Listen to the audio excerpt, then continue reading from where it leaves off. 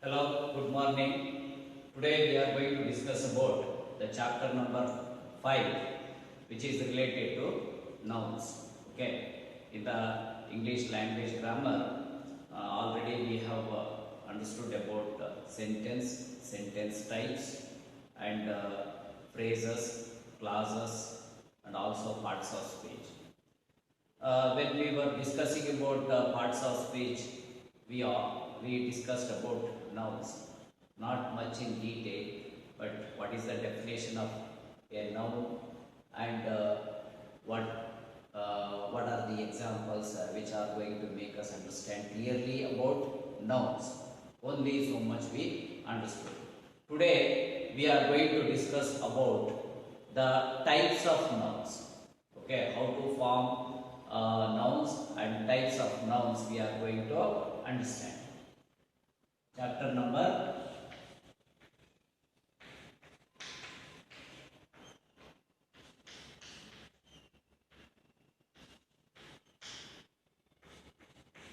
nouns. So you know the definition for noun. What do you mean by noun? Noun is a name of a person,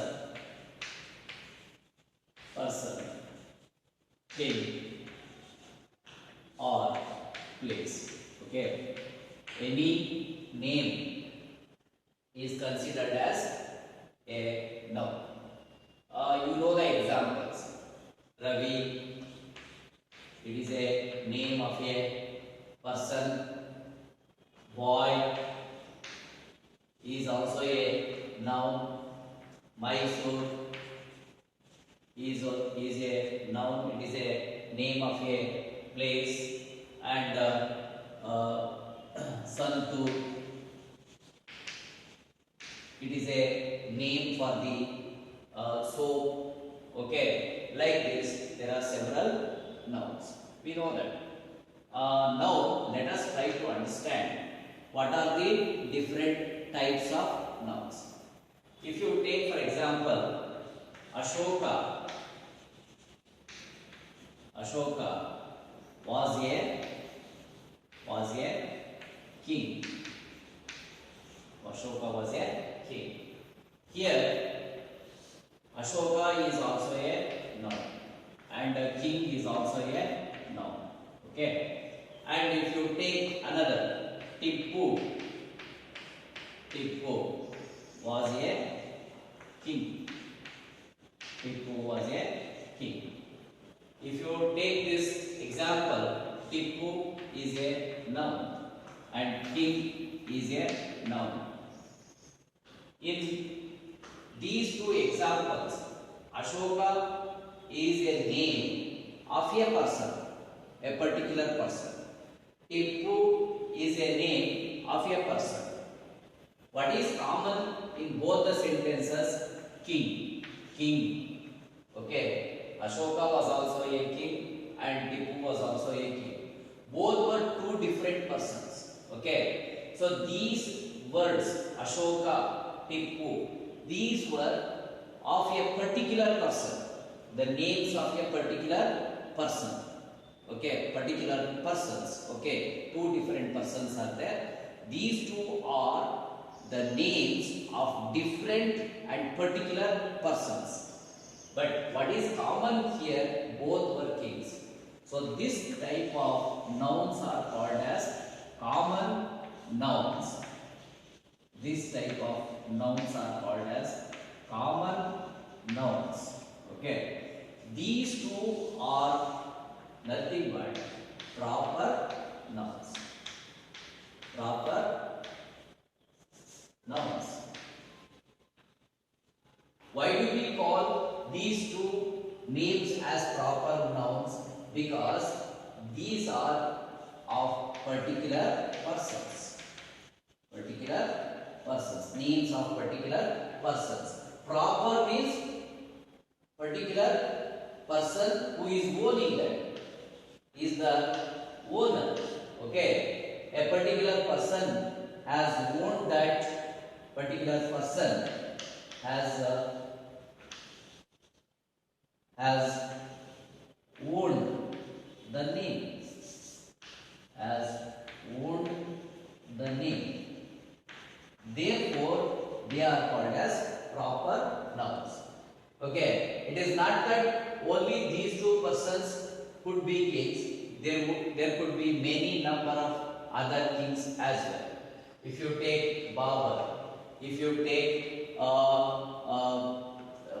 Krishna Devaraya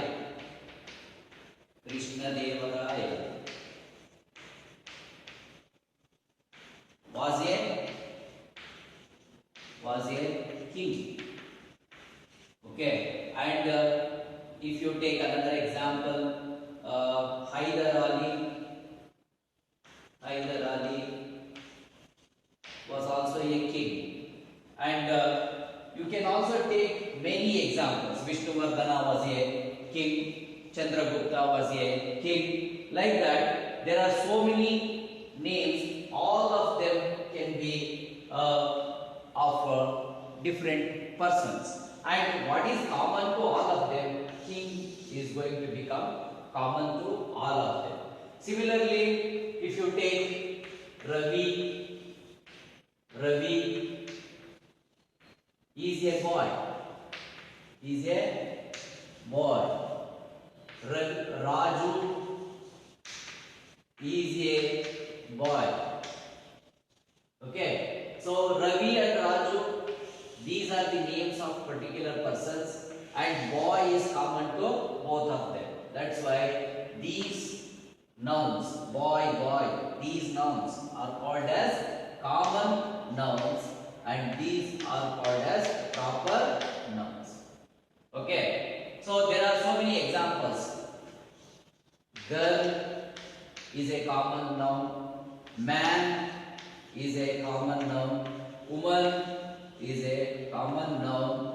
Okay, and then student is a common noun, and then bird is a common noun. Okay, animal is a common noun.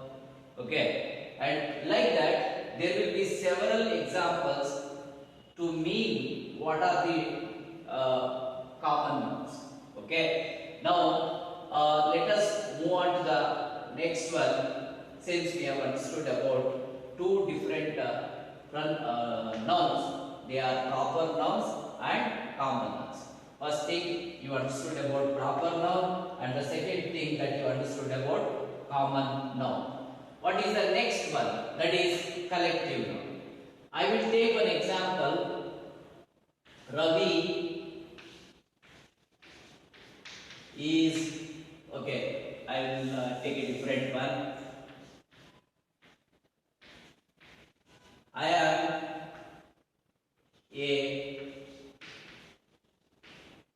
am the father. She is the mother, and then he is the son, and she is the daughter. Okay.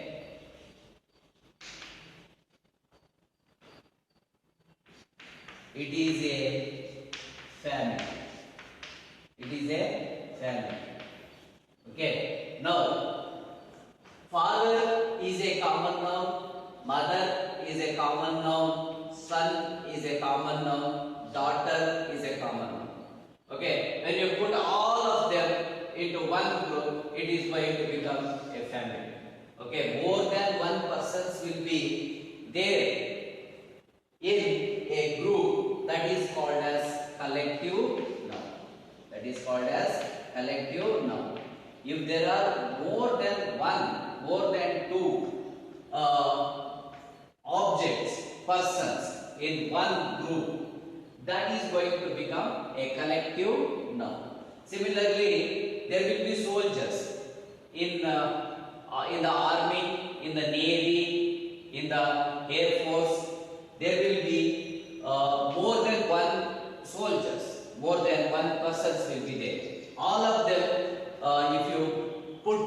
that it is going to become a collective noun. Like army is a collective noun. Okay, and there will be so many people in one group. That group, if it is standing, if you can't say anything particularly, if you can't designate anything to it, it can be a crowd. There is a crowd of people. There is an army of soldiers. Okay, and it is a family of members. Okay, and you can also say there is a council of ministers. Okay, it is a parliament of members. Okay, and then there is a herd of animals. There is a flock of sheep. Okay, so like this, army, crowd, council, parliament, herd, flock, and then school, okay, college, all these are going to become collective nouns. All these are going to become collective nouns. Okay, so like this, you understood about 3 different types of nouns. What is the next one? The fourth type of noun that we have to understand. The fourth type is abstract noun. The fourth type is abstract noun. What do you mean by abstract noun? It is something that you cannot see. Physically you cannot see that. Ravi is a boy. He appears in front of you in a form, particular form. Okay. And a soldier is there. He appears in front of you in a form. Table is there. It appears in a form. Building is there. It appears in a form. Physically it appears. Okay. Okay. And if you take city, it appears in a physical form. You can see the objects. You can see the persons, you can see the things when you say something, okay? But there are nouns which cannot be seen, only we can feel them. So they are going to appear in the form of quality. They are going to be in the form of quality.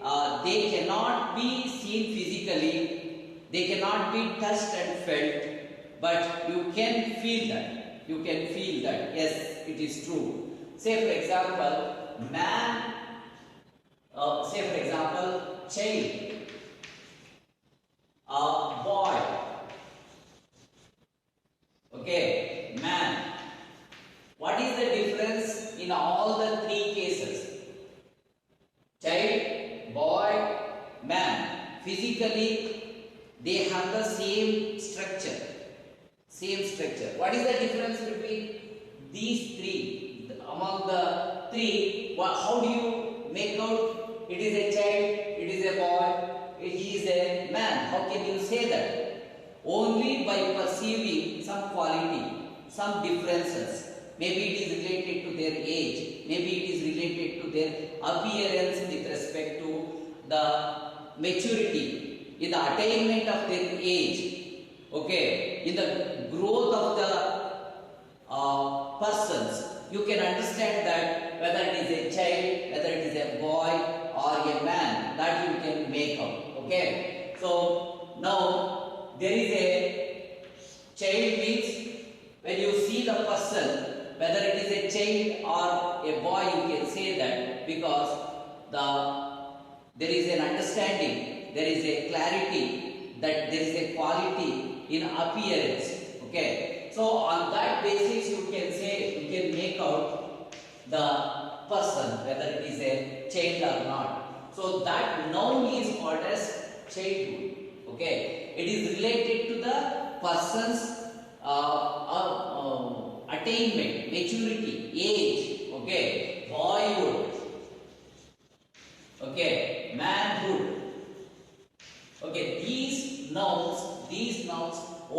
by seeing them, only by understanding them, only by feeling certain things you can make out the differences among them. Such nouns are called as abstract nouns. And you think that a person is very happy. How do you say that the person is happy? Without seeing the person, you cannot say whether he is happy or not. If a person is very happy, you can see him and you can grasp, you can perceive, you can understand, you can feel. Okay, that is on that basis you can tell that the man is happy. That happiness is there, no? That is the abstract noun. Okay, and if a person is very sad, when you see that person, you can say that because you understand that, you feel that. Okay, that quality is there, no sadness. That is abstract noun. Okay, and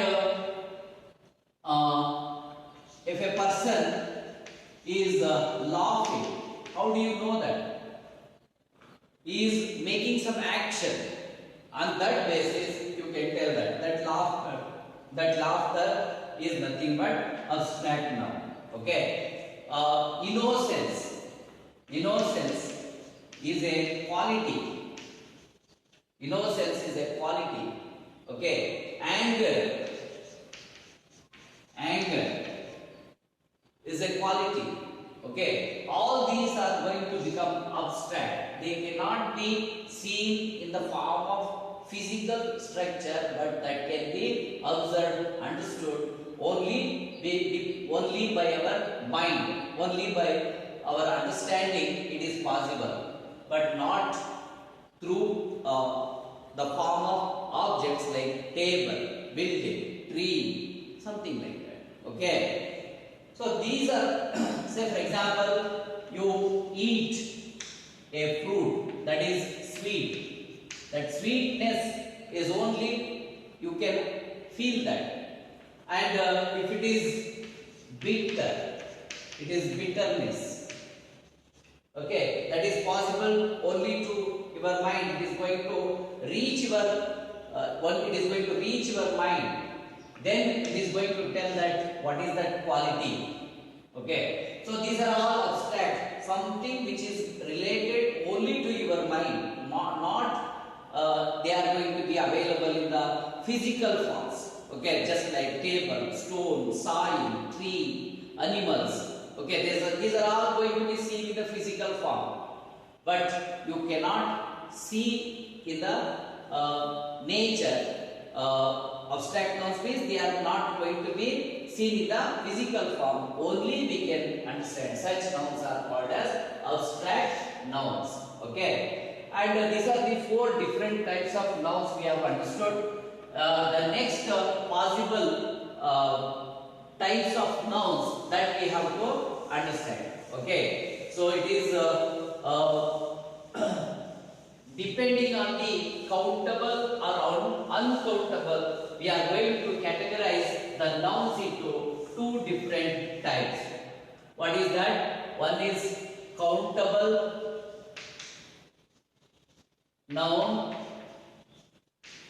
and uncountable noun.